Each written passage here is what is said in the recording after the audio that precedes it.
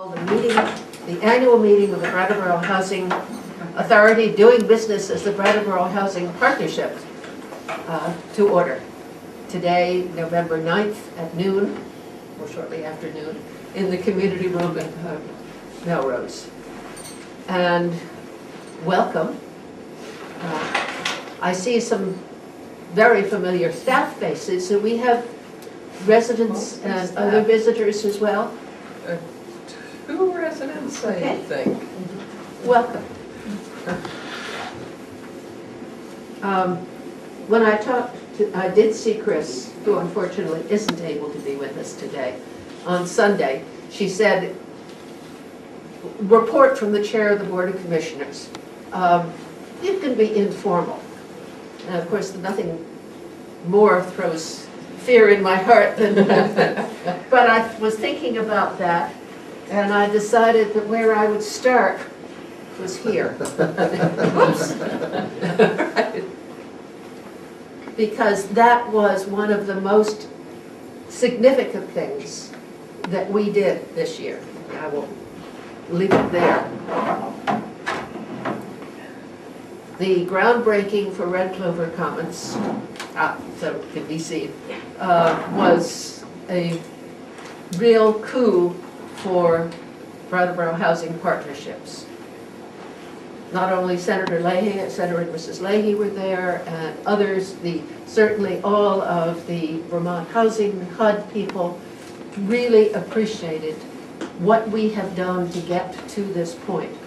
So I think everyone really needs to appreciate not only the work done by staff, but as I tried to say then, the patience and the energy of the residents of Melrose, of all of our Brattleboro Housing Partnerships, went into making this a significant, wonderful advancement for housing in Brattleboro.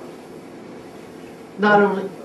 I'd just like to mention that I drove by there twice in the last week. I drove by there on Thursday. It had this huge crane reached up to the sky. Right. And it was dropping the beams in. Wonderful. To support the first floor. All of the foundation is now in. The garage is in, and it really, look, I went back on Saturday, I looked a little closer. That's it's really great. looking good. I mean, it's on schedule. So, the foundation, in more ways than one, is in for the future for Brattleboro Housing Partnerships. One of the... That's right. That's why I was both a social worker and... Because we have really been looking at what our future as not just a housing authority, but a housing partnership with community partners, with the people who live in our residences.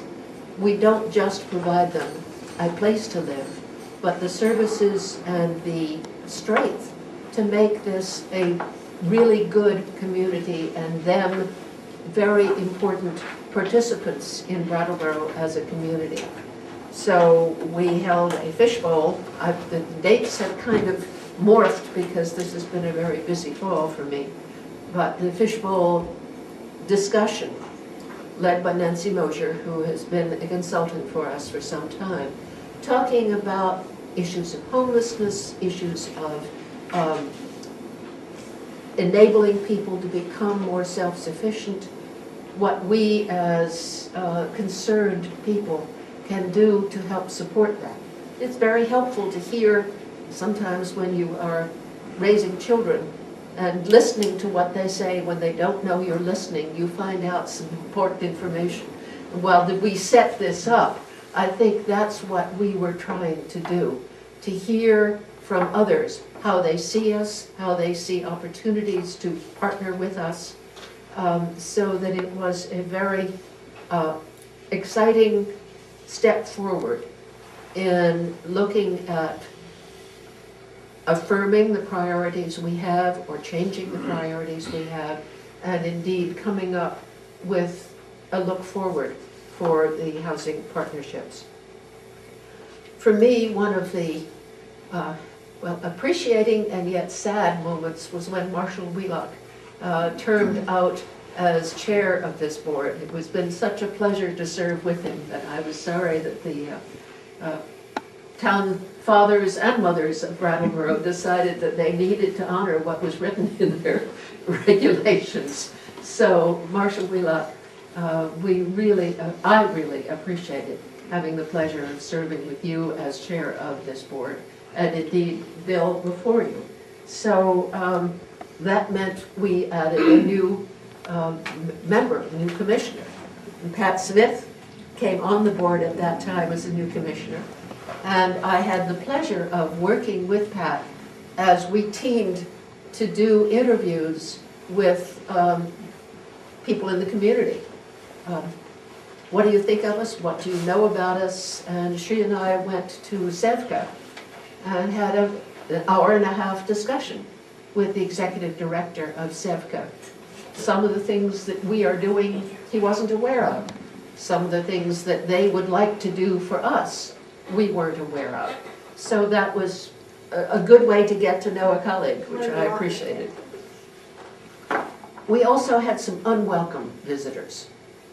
And by that, I am referring to two things.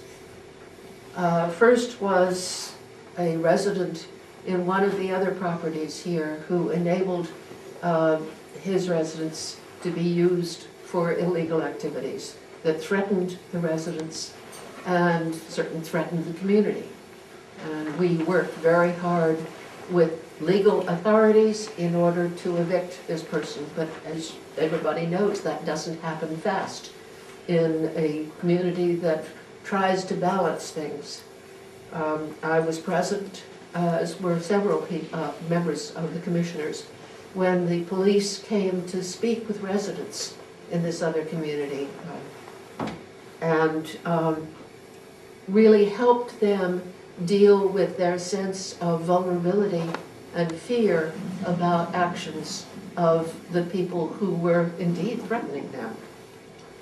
So the staff, once that apartment was vacated and literally cleaned out, staff put on a wonderful picnic to say thank you for the residents in Hayes Court for all that they did in putting up with and enabling us to move through to a better place. And even though that's not the kind of thing I like to report in an annual review, I think it's important. And the other unwelcome visitor, unfortunately, I hope personally you all don't know, but we have been concerned with bedbugs. And we know that they exist in some of the finest hotels, but they also exist here in Brattleboro Housing Partnerships. And indeed, people have been working very hard to eradicate them and then encouraging residents to make sure they don't come back. And the board had to change policy around how we deal with repeated infestations of bedbugs. So we hope that sharing financial responsibility with residents will encourage them to make sure that there are no further infestations. We know sometimes it happens one time. But at a much happier note, and I think you can fill in on that, we now have new patio doors at Sam Elliott. Is the installation It's about done? halfway there. Halfway there, Yeah. great. They have done the side that faces Fantastic. And all the doors are in, but the trim is being done as we speak, Great. the trim and paint. So I'm looking forward to being able to move my stuff around in my living room again. Wonderful. And The second lastly, half is about to start, okay, I guess, great. next week, which will be the Elliott Street side. okay, and lastly, this is not my indulgence, we have a very extensive river study that involves the future of Melrose, with a number of options spelled out but not yet clear. But we are moving forward in that way. So that's both the past and a little peek into the future. And from here, We have a very prestigious award.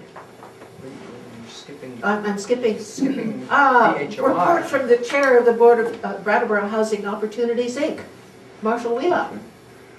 I'm going to remain seated if that's okay.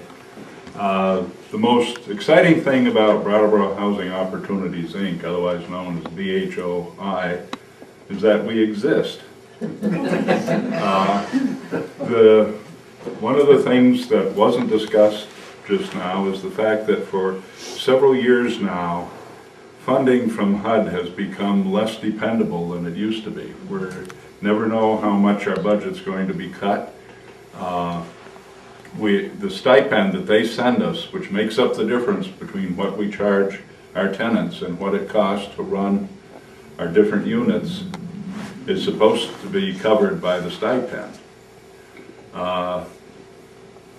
That doesn't always happen, which puts pressure on our reserves, which HUD says we have to maintain, and which is a very good business practice to have reserves, and it can put pressure on our long-term maintenance projects. That's one reason that Tom is so pleased with the doors that are going in now that we've been working on for about 3 years? Yes. Something like that. So this is not just for Brattleboro Housing, it's for all the housing authorities in the country. We're starting to realize that maybe to do the job we'd like to do, we're going to have to look for other sources of funding. And Brattleboro Housing Opportunities, Inc. is a nonprofit which was established by Brattleboro Housing Authority / partnerships. And we can apply for some funds that might ordinarily be denied to Brattleboro Housing because they are a federally funded entity. So we're kind of in the background, not doing much until we're called on, but we do offer additional opportunities for financial help in the future. And that's my report. We don't do much, but we're ready and available. And I think you can appreciate why I felt so blessed to serve with Marshall Wheelock. One thing I had not, literally, I made quick notes, because today I had a sick cat to begin the day, so everything was not where I wanted it to be, which is to say that, yes, the one thing I can report that I'm delighted about is that there is a federal budget that will go for 2 years. So that we were facing until very recently the possibility that money might not be coming to Brattleboro Housing Partnership. Thank you, Marcia. Mary. Okay, I'm going to sit down too. The Tom Yan Award is named after a longtime supporter of both the Wyndham Windsor Housing Trust and Brattleboro Housing Authority / partnerships. Tom Yan, and it's to recognize people who have dedicated themselves for a number of years to enhancing life and housing, especially for low-income residents in Wyndham County. And we take turns with the Housing Trust in making this award. And this year we're very pleased to present it to Marshall Wheelock for your demonstrated long-term commitment to the preservation and development of low-income and affordable housing and to the lives of those who live in low-income and affordable housing throughout Wyndham County. So, and I'll let you have the little snap moment. Thank you. My pleasure.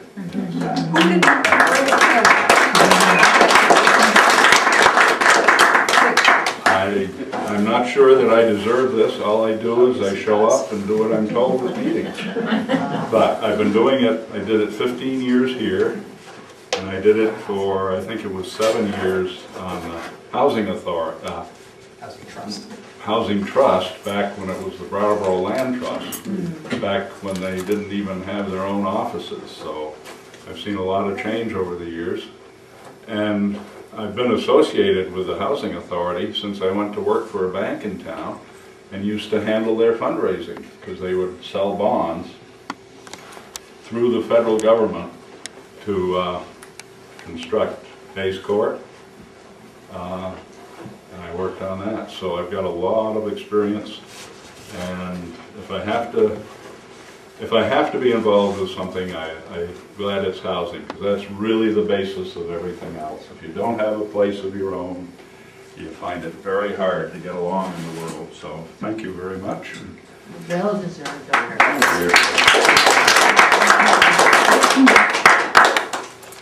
The presentation on the SASH and family support, family self-sufficiency programs. I can start. So I coordinate the SASH, Support and Services at Home program. Do you want to come here, or I can. Mary can- Yeah, I can come over here. Sure. Only us old people get to sit. So I also coordinate, so this year we had a great year. Lori Daniels joined our team. So we right now have 2 SASH panels in Brattleboro. That's 100 participants per panel. So we work with approximately 200 people who live in public housing, also live in other congregate housing sites in the community, and as well as people who live in their own homes in the community. So we work with a lot of people. We've had a really successful year. We've added 27 new people since last year at this time. We've also worked with over 30 discharging in and out of hospitalizations for people who have stayed more than 2 days.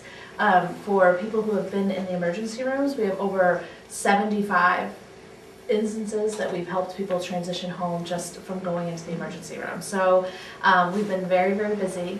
We have offered a lot of programs at our sites. We've offered Tai Chi continuously at Hayes Court and St. Eliot. Lori offered a walking program at this housing site and at Hayes Court and at St. Eliot.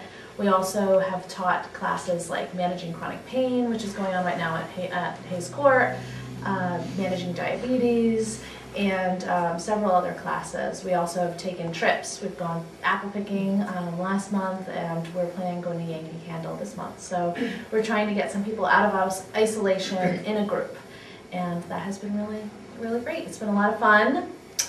We've gotten to meet a lot of nice people, and I think the program is going really well. And I've asked one of our participants to come and talk a little bit. Her name is Alice Thomas. And you can sit wherever you are comfortable. Alice, that's fine. Yeah, so Alice is part of our SASH program. She's done some of our programs here at the site, so I just thought she would be a good person to represent sort of what SASH is all about. So I'll let her speak to it a little. Okay, well, when the SASH program first came to Melrose, I came to a few meetings, but it really didn't connect with me. But then in the summer of 2013, I became very ill and hospitalized in Dartmouth and had to have a lot of rehab in Brattleboro, and my family was just kind of frantic when it was time to maybe think about coming home and all of the transition, all of it was going to have to happen. And I said to my daughter, I said, well, there's a thing called a SASH program at Melrose. I said, why don't you check with the office and see what it's all about? And that was probably the most miraculous, wonderful thing that ever happened to us, because she was indeed connected with them, and they became involved with the nursing home. And, I mean, all of these things that we didn't know, Christine was contacted, and every single thing, I mean, from appointments to everything, it just all fell right in order, and I was able to make that easy transition. And the follow-up phone calls and things that they did with me until I was back on my feet just meant so much to me. And then after that, when I started to get better, I became very interested in their programs, and it's just been a real blessing to be able to be a part of. We're now finishing up a chronic pain management course over at Hayes Court. I was just so amazed because I'm not driving anymore, and I didn't know how I would get there, and Christine just shows up with this van, with this lift, and I'm the only one going, and you know, it's like you're being chauffeured around, and it's just incredible. Whenever I needed a ride to Dartmouth, I mean, she makes phone calls. When I need to go, they're right there. They bring me back. I've saved many trips to my PCP's office because there's a nurse that's here, and if you put a phone call into her, she comes by, and and naturally, just last week, I was saved a trip to the doctors because she came, and it's just, you know, it's just so beneficial. I don't know what we do without them here. There's just so many opportunities to get out and to be involved and be with other people, and to hear that. I think this last program I've been in, to know that there's other people that struggle with those same issues that you have, that you might normally never know about, and there's a tremendous support there that I've got from those people that have been there. So I don't have enough good to say about these people. Thanks so much, Alice. Yeah, it is a pleasure, it's a privilege to get to work with these people, and we have a lot of fun too, so it's been really helpful. I think it's important to remember that Brattleboro and the Cathedral Square were the test sites for SASH. And the idea originally was, well, keep people from having to go into nursing homes. And instead, it really has developed into keep people leading good lives wherever they are. Thank you so much for what you're doing. Thank you, Alice.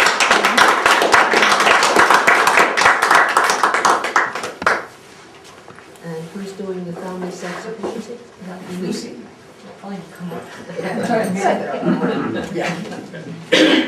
Should have done a little riff. Yeah, I should have. So I'm just kind of cheese stands alone today. Christine is out sick and Lorelai's on a medical leave. That's sort of the whole FSS Ross program. Family Self-Sufficiency is an Employment and Savings Incentive Program. We're in our 4th year. We've done pretty well. This year we have 18 participants that gained employment throughout the grant year. We have 16 who have remained employed for over a year, which is huge. It's a numbers game. We're up and down numbers-wise. We're at 65 yesterday. I just graduated somebody today, and then somebody else moved out on Friday, so that gets it down to 63. So we're always kind of up and down trying to get more people. We have had some graduates, which is really exciting to see. I had a gentleman actually buy a house, which is what this program is really all about.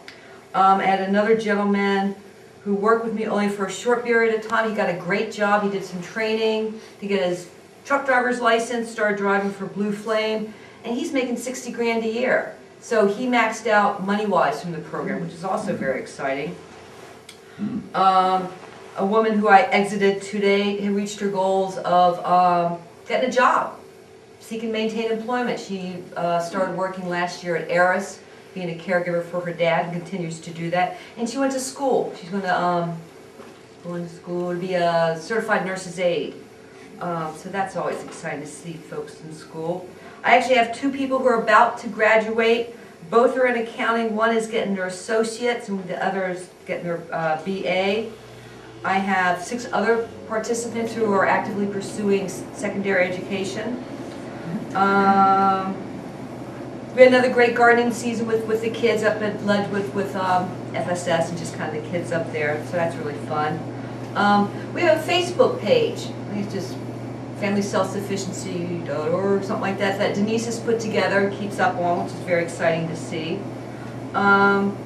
We've added a new set of partners to our program coordinating committee. That's the PCC. We meet quarterly to discuss goals. Members First, we've got two folks from Members First making programs this spring with them. One of the great things, I mean there's a lot of great things about the program, but one of the really nifty things is this automatic savings account that's called the escrow. And the accounts are looking really good. The person who just graduated today is leaving with a little, like $3,800 bucks. But we've got some folks who have $7,000 and $8,000 in their escrow accounts. So that means they're escrowing, you know, several $100s a month. So when it works well, it works really well. It's really exciting to see. Lucy, could you explain how Oh, the escrow, the way the escrow works is in public housing with Section 8, when your rent goes up, when your income goes up, your rent goes up. So a lot of people say, oh, why should I get a job because my rent's going to go up. With family self-sufficiency, when your rent goes up because of earned income, we put that rent increase into a savings account. So let's say you start the program with 0 income, you get a little job and your rent goes up $20. Each month we're putting $20 into the savings account. And so it happens automatically, you never see it happen. And so it just kind of keeps growing. And let's say you're doing great at your job, you get another raise, so your rent's going up $20 more, so now we're putting $40 each month into your account. And so it really adds up quickly. We're always doing a lot of budgeting, work with people's budgets, pay your bills on time, credit repair, and working on getting those credit scores raised to where they need to be. And that gets the participants really excited when they see their credit scores go from 400, which is pretty low, to 500 and 600, where you can start to actually do something. As they say, it's kind of a numbers game, so we're actively working on recruitment. We're pulling together a new brochure and some PR stuff. It's a great program and we love it. Hope we can continue to be employed. Congratulations. Thank you. Thank you. Yep. Oh, we actually have one of our participants here, Karen Ortler, would like to talk about her experience with FSS. Well, I've been involved with Lucy and the FSS program for about 2 or 3 years now. And at the moment, I'm pursuing my associate's degree in criminal justice through CCV. And I hope to graduate by early next year. Along the way, I visit with Lucy monthly just to discuss my goals, and she keeps me on track to make sure I stay in school. And she's been a really good resource. If I have any questions or any concerns, she's always there. And I can't say enough good things about her and the program. I think without the program, my goals would be a little bit more scattered. So she really does a lot of good work, and I can't say enough good things. Thank you for coming and sharing that with us. Okay. David DeAngelis, update on Brattleboro Housing Partnerships, homeless initiatives, HCV, and grants manager. Wow. Want the chair? That's why you're by the chair. One. Yeah, right. Right. Oh, good afternoon all. Let me share this fine sunny day with you as to some of the homeless initiatives that the Brattleboro Housing Authority / partnerships are connected to. And for me, I think it's truly the crux of the meaning of the term partnerships. The first homeless initiative that has been long-standing with us here has been what's called Shelter Plus Care. This program has been established in this community for well over a decade, and we've administered this grant for close to that long. Previously, it was administered by the town of Brattleboro. The intent of the Shelter Plus Care program is to provide rental assistance to homeless, disabled adults.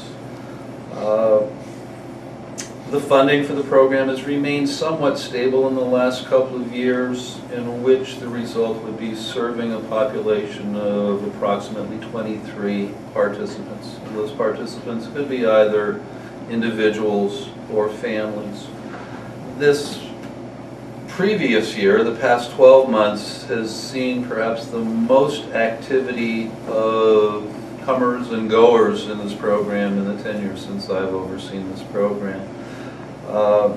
There were 6 participants that had left Shelter Plus Care in the last 12 months, which is quite rare. It's usually 1 every 3 or 4 years, which in turn opens up a vacancy for another homeless disabled individual to take advantage of the rental subsidy, in addition to receiving case management support. We provide the shelter. A partner of ours in the community provides case management and support for the participants.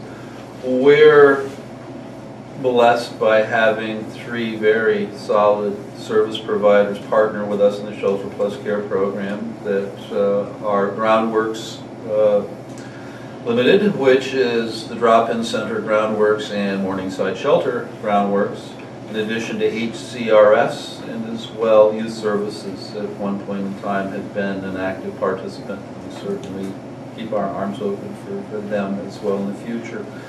Of the 6 participants that left the program in the last year, one of the niceties on my other side of life called Section 8 was to open up a Section 8 wait list not long ago, and a few of our Shelter Plus Care participants received the Section 8 voucher, chose to use that, leave the program, which opened up the opportunity to have other new participants come on board. The other 3 participants that left the area to go pursue other interests, but had housing in their future without the need of the Shelter Plus Care subsidy. Currently, we're serving 23 participants. We have 2 out searching, and it was just as of Friday, we had another longstanding participant in this program choose to lease up using a Section 8 voucher, which again will add to the roster of some new subsidies and supports for homeless disabled individuals in our community. Just a side note for the Shelter Plus Care program, there are 9 children under the age of 18 in some of these families. And on the administrative grant end of Shelter Plus Care is that the funding for this program comes under the guise of what's called the Continuum of Care, and we've just recently made a reapplication or application for a renewal of the grant, of which there are 14 applications throughout the entire state of Vermont, and each of those applicants is given a rating, as HUD is always trying to do more with less funding. So if you can be up there in the ranking, and then your anxiety level's a little less, and you know that there's going to be a future to provide continued rental subsidies. I would be remiss not to say that I'm very proud that this was the 3rd year that the Brattleboro Housing Partnership scored #1. So hopefully we shall be refunded for year 11. About 9 years ago, Chris Hart and a number of other community partners had gotten together to discuss the successes of the Shelter Plus Care program and see how that might be able to be addressing homelessness for homeless families and those at risk of homelessness in the community. Through numerous discussions and negotiations with the State of Vermont Agency of Human Services and different partners throughout our community, the Transitions to Housing program was born. We are now, oh my God, yes, in year 9 of the Transitions to Housing program, which is specifically a transitional, 2-year transitional program for homeless families. To date being as of the end of September 2015, a total of 217 individuals have been or are current participants in the program. Of those 217 individuals, for you data mongers out there, 75 are families, of which there were 205 individuals. The total number of children in the participant families under the age of 18 who received or are receiving case management services is 118 children. Therefore, that's approximately 55% of the total number of participants were kids under the age of 18. The success of this program is approximately 79% of those that enter the program go on to permanent housing, whether it's subsidized or not, which is probably a pretty good outcome of 8 out of every 10 that were either at risk of being homeless or being literally homeless have found permanent housing. We are working very closely with a recent partner in the Winston Prouty Center, as the funding for this grant comes from the Agency of Human Services, and we have partnered with them to support the Family Supported Housing Program, of which 80% of the participant families in transitions receives case management services from the Winston Prouty Center. The other 2 families that are connected to the program are receiving support from Groundworks at Morningside and also from Youth Services. Homeless Initiative number 3, as I was sharing with you all about the Family Supported Housing Program, which is tied to our Transitions program. Aside from the Family Supported Housing and Transitions to Housing Partnership, there is also the standalone family-supported housing program that is overseen by Vermont Office of Economic Opportunity, sponsored by the Winston Prouty Center. We were asked by the state last year to assist in providing some housing assistance with their funding for 3 family-supported housing families. And one particular housing model that we have tried dearly to find success in over the years is what's called master leasing. With this particular program and model, we were able to develop the 3-legged stool to house 3 homeless families. In master leasing, the lease is held by a neutral third party, and in this case it's held by Groundworks Morningside. The case management is being provided by Winston Prouty Center, and the rental subsidy is coming from the Brattleboro Housing Partnerships. It's been a very successful year with the family-supported housing stool, 3-legged stool. We have 3 program participant families that are being very successful. Similar to the Family Self-Sufficiency Program, there are some incentives for positive steps in one's lives, and they too are able to develop some escrow dollars as their income increases. The program will enable them a match. And as I understand from the FSH coordinator, that there are escrows in the amount of a total of nearly $4,000 for those 3 families in less than 1 year. So very successful. Housing initiatives, Brattleboro Housing Partnerships. HAT 2, Section 8. Section 8 Housing Choice Voucher, Project-Based Voucher Program is well secured in the community. We are always challenged by the funding affiliated for the program. We have approximately 143 Section 8 vouchers housed here in Brattleboro. We probably have another half dozen plus that are still searching, close to a 90-day interval, which is very tough. But as you all know, the vacancy rate in our community is so low, and then affordable housing coupled with that makes the search most challenging. We have over 225 currently on a Section 8 wait list that has been closed for over a year. I don't anticipate that list opening anytime soon to take new applications. But those that are receiving the support are very successful in the program. And we shall see what happens with the continued funding from Congress for the next couple of years and the appropriations group meeting here by early December to ascertain how those funds are to be spent. Thank you. Thank you.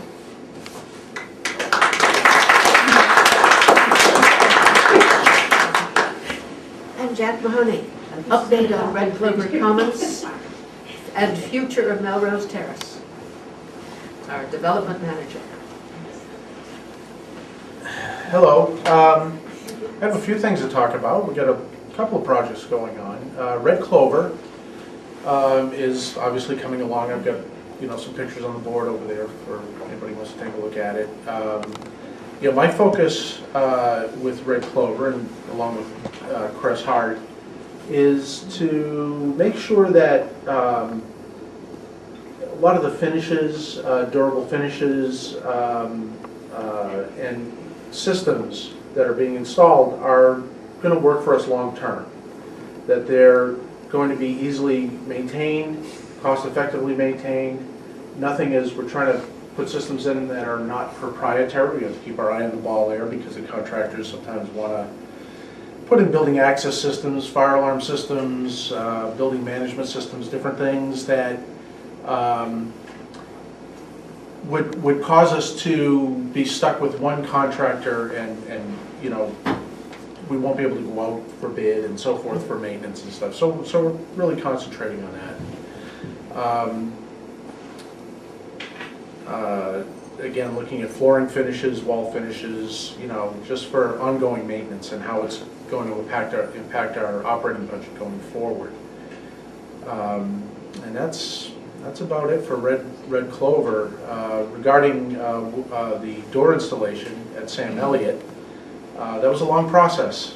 We I think I started actively working on it back in March, trying to identify doors, the proper doors. We looked at ADA for the door sills, but then again, it was difficult to achieve ADA with door sills when you have certain pressure ratings. So we actually had an engineering firm look at the pressure rating requirements on the door, of the doors, and we actually, on the far right side of the courtyard, we have a different door on that side than we do on the rest of the building because there was a higher pressure load, wind load, and pressure rating required for that door. So it was kind of a battle with the powers that be to finally arrive at doors that will work for everybody, or at least work as best we can. And as far as the ADA situation, I've identified some ramps, and there's 2 different ramps because of course the different doors are different sill heights and so forth from the rest of the building. So we're coming up with solutions to enable people, in most cases, to be able to get out on their balcony using a ramp scenario. So what else is going on with windows? We're actually getting a final delivery of windows on the 16th, Monday the 16th, and those will be placed with a crane on the Elliott Street side on those remaining balconies. That's going to be a little bit different than what we saw with the crane putting it up in the courtyard side. There's a lot of wires in the way. There's a lot of challenges there. They're going to bring in a much larger crane, and probably one similar to the one that you saw over at Red Clover, a very big one. A very big crane.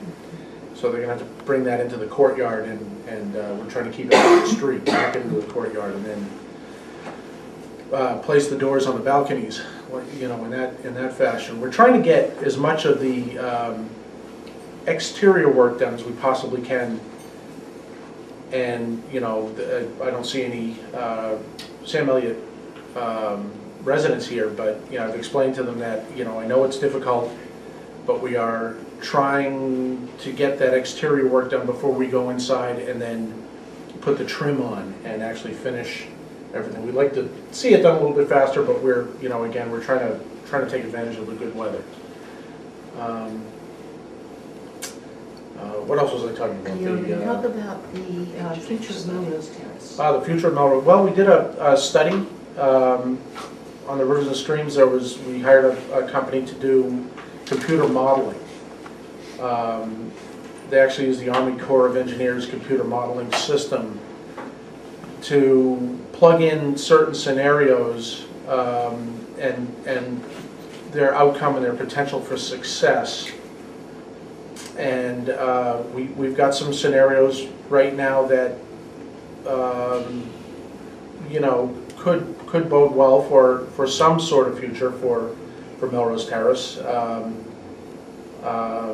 We still have a lot of work to do to try to determine what the costs are that are involved, and feasibility going forward and potential for other uses based on those variables. So there's still a lot of variables, but we've done a lion's share of the work in doing the study to determine what may be possible in different extents. I mean, there's a matrix involved, but it's clear that Melrose Terrace is not going to be housing elders or vulnerable people. That is true.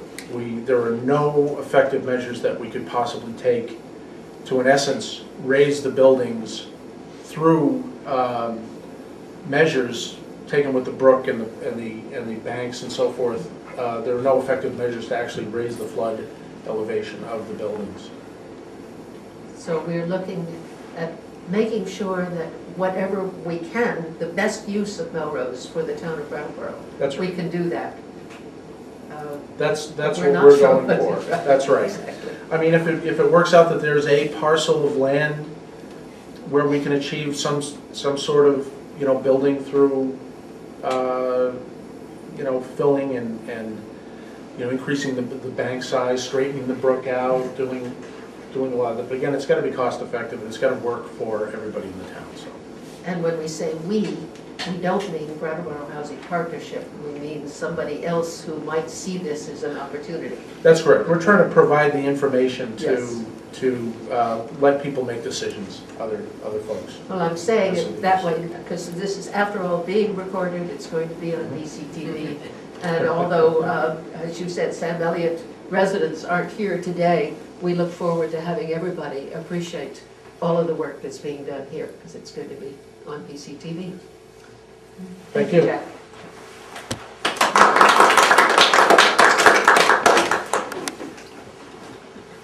Mary is going to be speaking on behalf of Chris Hart.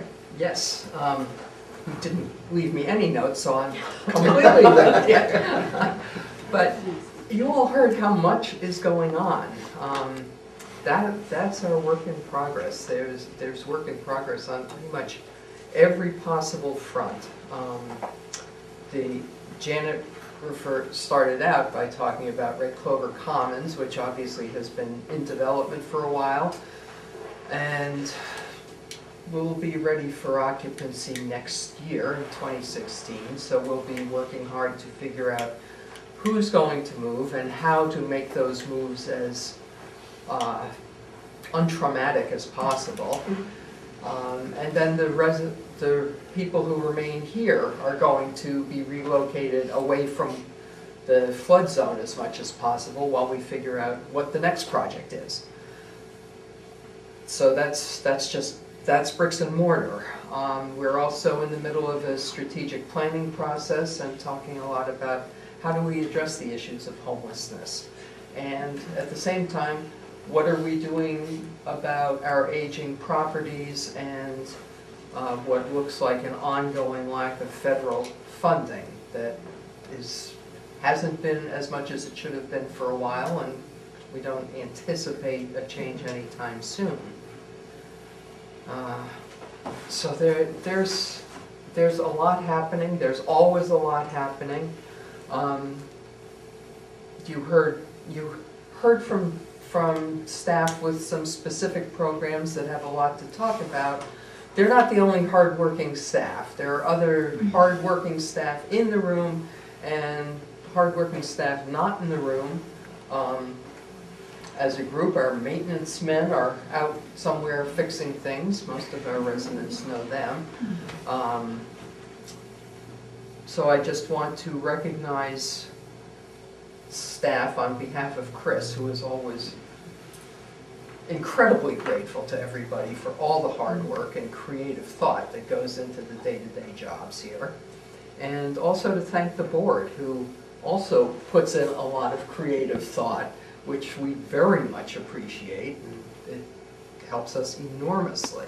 And knowing that the board is there and reading their board packets and thinking about us is very important to all of us. So And I I want to think thank you. I should also add that Christine Connolly, who's not here Yes. today, has been very active participant on the Board of Commissioners as well. Yes. So I'm sure Chris would say more and say more eloquently, but that's all I got. Well, as commissioner, I want to say specifically how much we have appreciated the work that Mary has done in not only keeping our financial head as much above water as we can, but helping the board understand the consequences of financial decisions, of making a budget that has 3 different parts, which sometimes leaves me in a world. But Mary, we really are very grateful for all you are doing, not have done, for the Brattleboro Housing Partnership. And the last thing on the agenda is election of officers, which was to be conducted by the board secretary, Christine Hart. So I guess you're... I guess I'm it, although I'm not even. Yes. I guess I would entertain a nomination for board chair. You all discuss this amongst yourselves at all? This is entirely This is- spontaneous. Wow. I'd like to nominate Janet Green. All right. Okay. Any other nominations? All those in favor? I assume you're willing. I am willing. I am honored as well as willing. All in favor? Aye. And any opposed or abstaining? Okay, and the vice The chair? vice chair, I would like to nominate Tom Fennell for vice chair. I will accept. And was there a second? Yes. I second. Thank you.